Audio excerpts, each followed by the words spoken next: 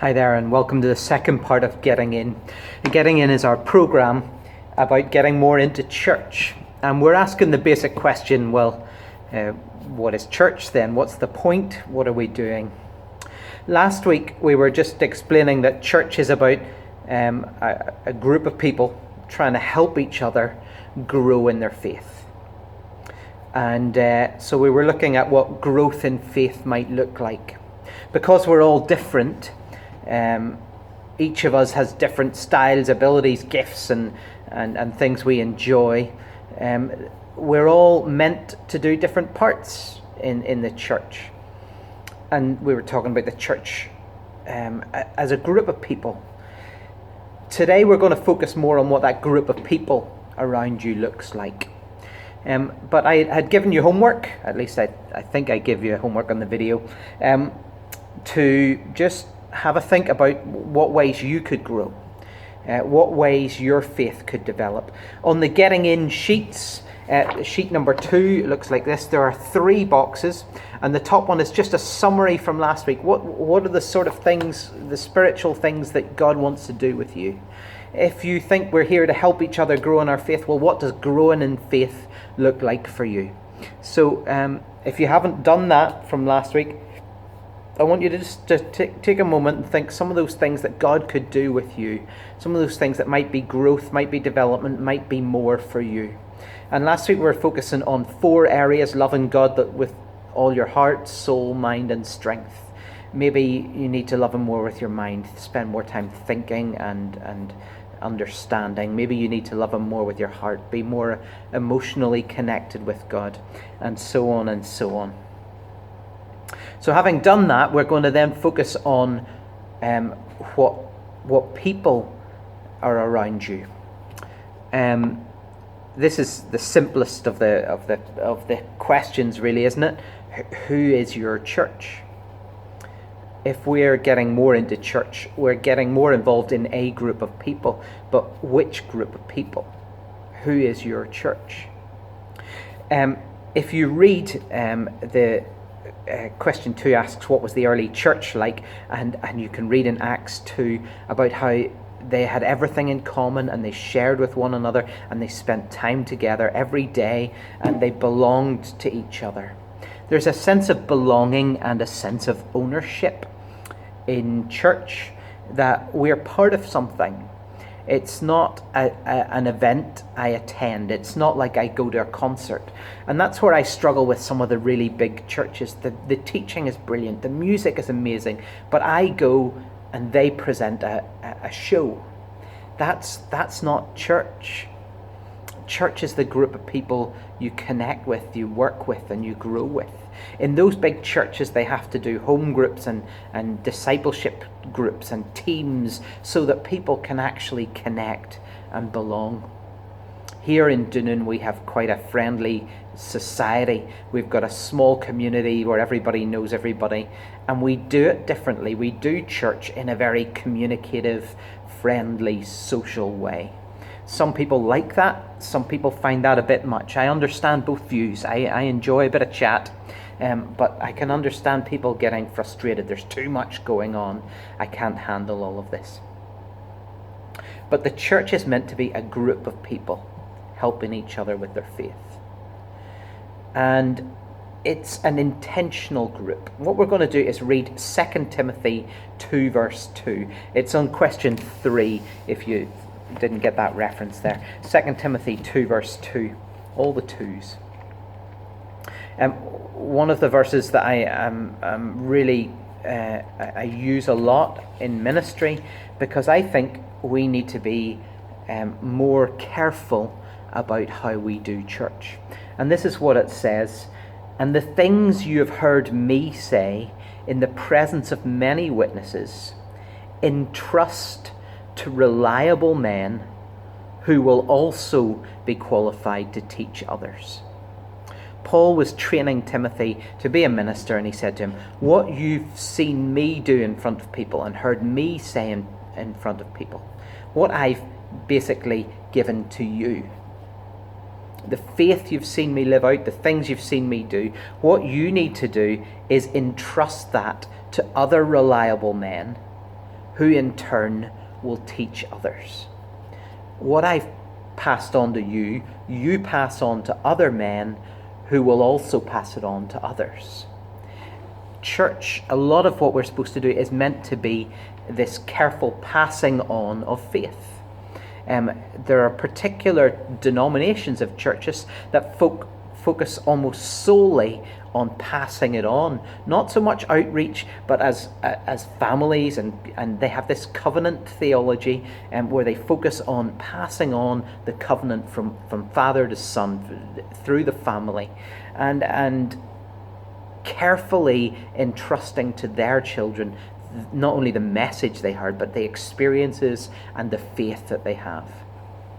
So we're supposed to pass on what we've got.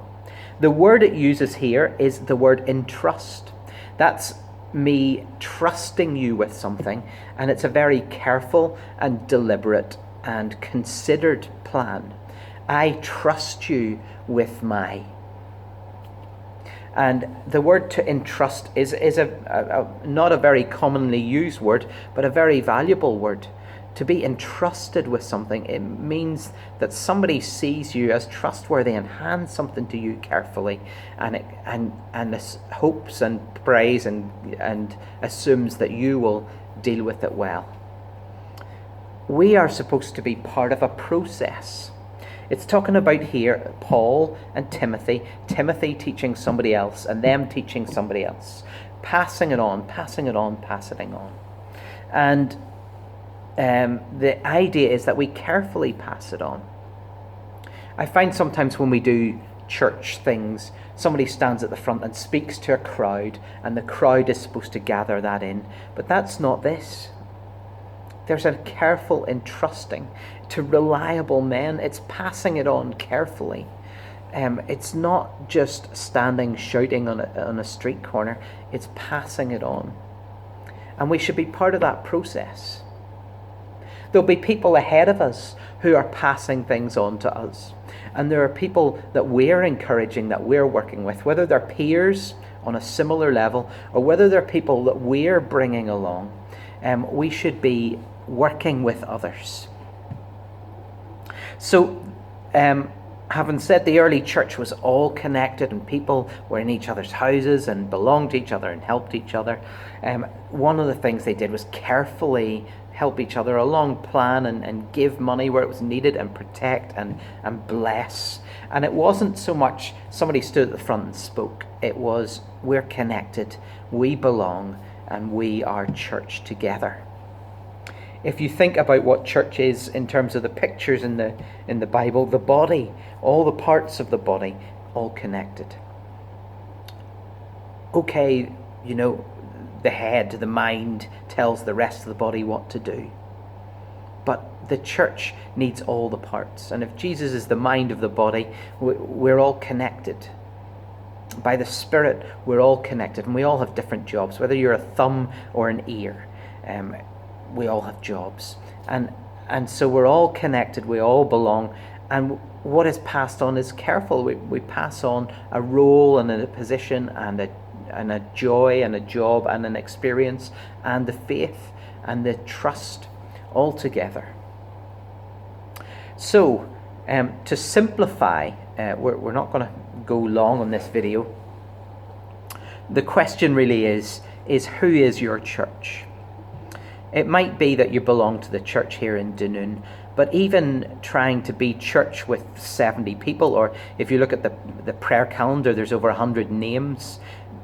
To be the church for 100 people is impossible.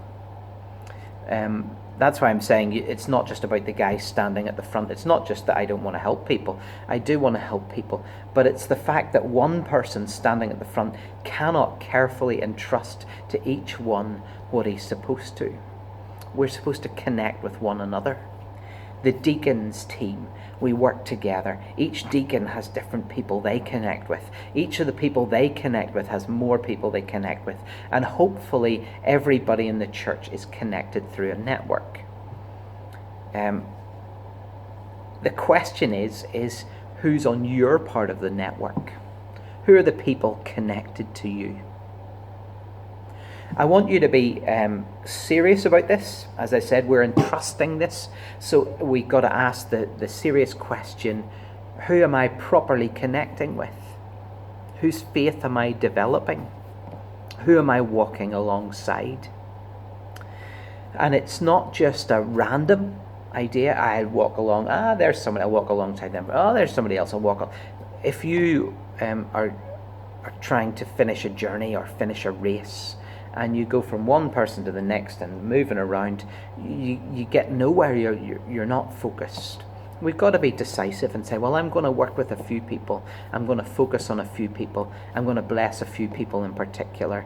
And in turn, I'm going to ask a few people to help me. There's different discipleship paradigms, different discipleship pictures of what this should look like. There's a 1, 2, 3 one, where it says you should have one person ahead of you who's teaching you, 2 peers who you're working around and are on a similar level to you, and 3 people that you're helping. I understand that, I get that. There's another one that says, well, if I choose one person every year and add them to my list, one person a year. Well, if I add one person and they add one person, then next year there'll be 4 of us. Me, the person I picked the first year, and the 2 people we've picked. And the year after there'll be 8 people, and the year after there'll be 16 people. And if we disciple that way, it takes less than 40 years to reach the entire world. And that's assuming one person does it. I understand these paradigms, these pictures of it. But what I want to know is who you're connected with. Are you around people? It doesn't necessarily have to be people in our church, in our building. It doesn't have to necessarily be a set program or anything like that. But we should be connected. I wonder if you thought about the people that you're investing in. If you saw it as an investment. If your faith was money, where have you put your money? If you have £1,000 and you put £1 into everybody's pocket, you've thrown it out there and very little happens. But if you take half your money and put it into one person's pocket and help them with £500, they can do a lot. And it's a similar thing with our faith. If we kind of do a bit here and a bit there and a bit somewhere else, we get very divided and we achieve very little. But if we invest in somebody, if we put effort into one person, then God can do amazing things with that one person. I have a history of people who've invested in me and people I've invested in, and I'm so thankful for that. I'm really thankful. When I was just a teenager, a guy from Ethiopia asked if he could disciple me, and in turn I discipled his son, who was a few years younger than me, and he was brilliant for me for years. For 8 years maybe. He prayed for me, taught me, he walked alongside me, he kept asking how I was doing, kept in touch with me, and I was so grateful for what God did through him and the lessons I've learned. And he's far, far better at faith than I am still, and I still thank God for what he's done for me. So I want you to think of a few people. And your homework for next week, we're getting to homework already, so you'll see we're nearly done. Our homework for next week is to be specific and go and ask a few people if they would be your part of church. Whether that's people that are ahead of you, or whether that's people you'd like to help. You can easily say to somebody, look, can we work together? Can you help me with my faith? Can I help you with your faith? Simple questions, but really important. Send to somebody, look, I want to get alongside you. I want to be partners in this. I want to entrust what God has given me to you. Or I need encouragement. I need help. Will you help me? These things last. There's plenty of stories there about missionaries who went out to foreign countries, and one man would start in this huge big program and food for everybody and health care and organising all these programs of education and hiring teachers and things. And another man goes along and he chooses 5 young men and he says, look, can I sit with you and tell you about Jesus? In 20 years' time, both men have to leave and return home to where they came from, and all the programs the first man started have stopped. Because he's not there to organise them, the funding run is out for the school, the programs, the food, nobody organises it, and it stops. The second man, the 5 guys he taught, and a few more that he added over the years, those guys stayed and built things, developed the church, developed programs themselves. Before we get into what your individual role is in the church, we're going to say, well, who is your church that you're connecting to? And if you can ask some people to partner with you in church, that is a huge step forward and a huge step into what church really is. I kind of like the little groups in our church.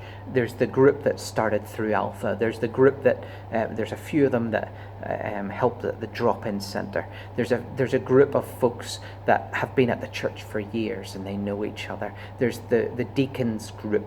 There's the guys that have just started and are kind of connecting. And I see all these different groups and I'm not upset by that. I don't have a problem with it because I think we need a group. If you're not at church on a Sunday morning, that wee group round you will notice. What I do want to know is that those groups don't separate themselves and don't dislike each other.